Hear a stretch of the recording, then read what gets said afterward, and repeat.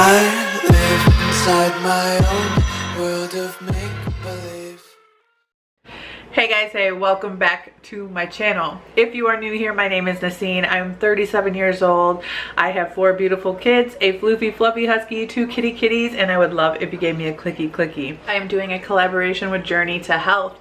Her name is Jess. She has an amazing channel, you guys. She has all kinds of stuff on there. She's keto now.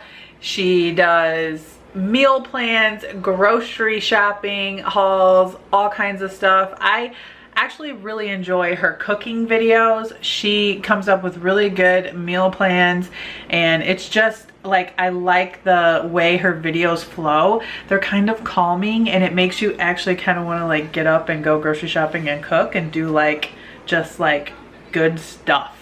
I don't know if that sounds weird or not. Anyways, please go check out her channel if you've never heard of her before, which you probably have, and you're probably at my channel coming from her channel because she's one successful boss lady. So please go check out her video after you're done watching mine and let her know that Nacine sent you over there, because I love this lady and you guys are gonna learn a lot from her.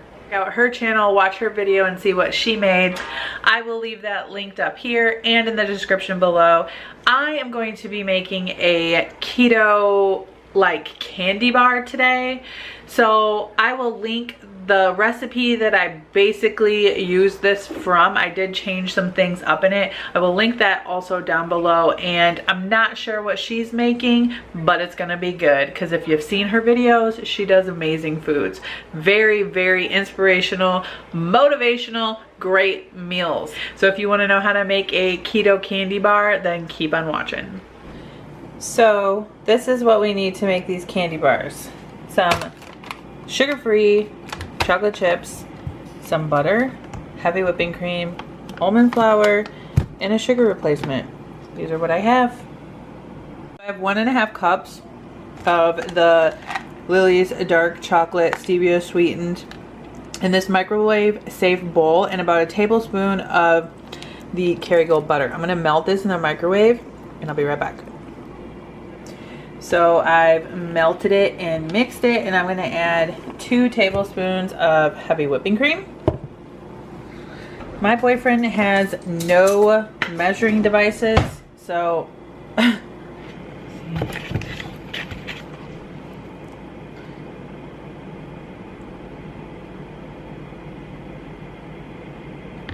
okay.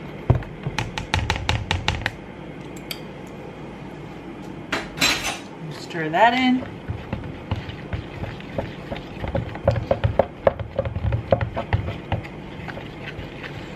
Oh, I didn't even look to see if he has wax paper.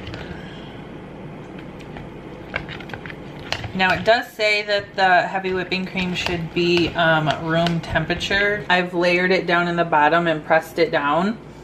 Don't ask me if I'm doing this right. I never do anything when it comes to baking.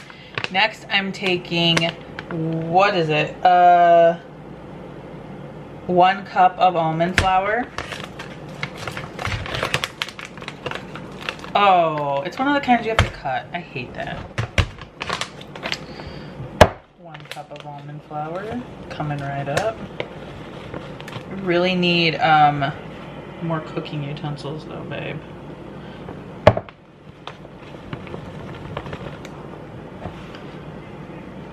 About a cup. Use about a cup of almond flour. Swerve at his house, so.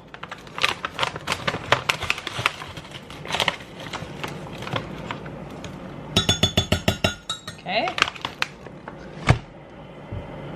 And a 1/4 cup of peanut butter or any type of nut butter.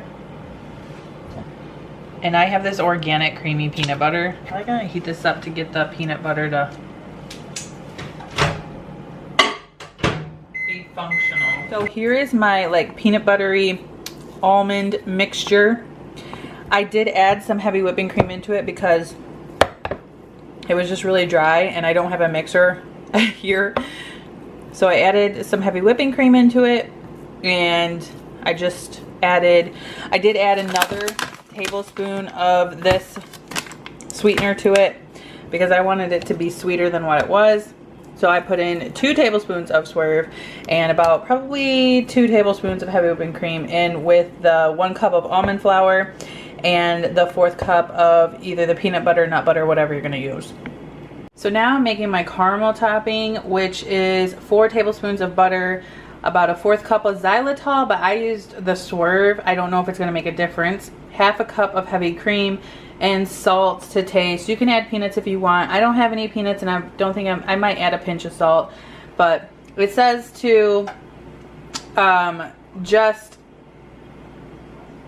put it over medium to low heat, stirring every so often until it is fully browned, and then you're gonna let it cool and then you're gonna pour it over your little layers here. So if you remember, the bottom layer is the chocolate and then there is the almond peanut butter center, and now I am melting this down. I'll show you again soon. And now I am melting this down and I will show you it again soon.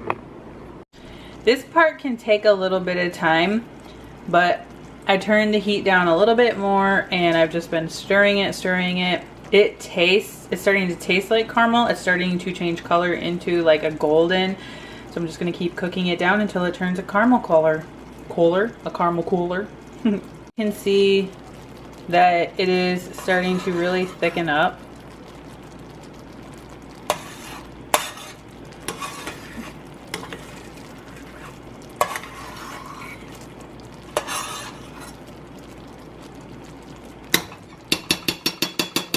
Bit longer.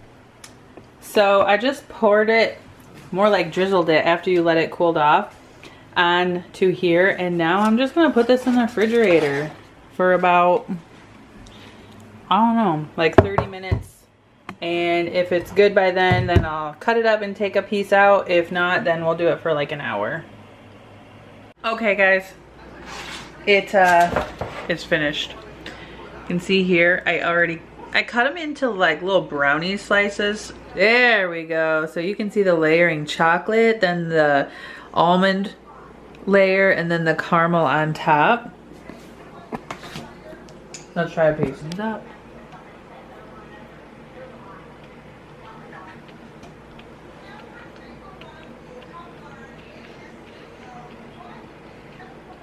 Oh my god, that's good. Have a nice little cup of almond milk with that. That is really good.